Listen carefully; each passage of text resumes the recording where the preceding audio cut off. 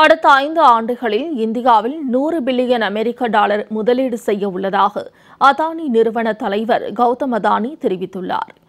மகாராஷ்டிரா மாநிலம் மும்பையில் நடைபெற்ற சிமிஸ் ஆஃபின் இந்திய 5வது ஆண்டு மாநாட்டில் அதானி குழும தலைவர் கௌதம் அதானி பங்கேற்றார்.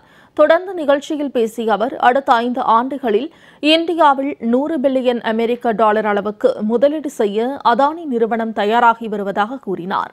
இந்திய நாட்டின் வளர்ச்சிக்கான முதுகெலும்பை வலுப்படுத்தும் நோக்கில் இத்தகைய முயற்சியை அதானி குழுமம் மேற்கொள்வதாக 140 கோடி இந்தியர்களின் கனவு மற்றும் இந்தியாவின் வளர்ச்சி தவிர்க்க முடியாதது என உலகிற்கு சொல்லும் வகையில் முதலீடுகள் இருக்கும் எனவும் கௌதம் அதானி நம்பிக்கை தெரிவித்தார்.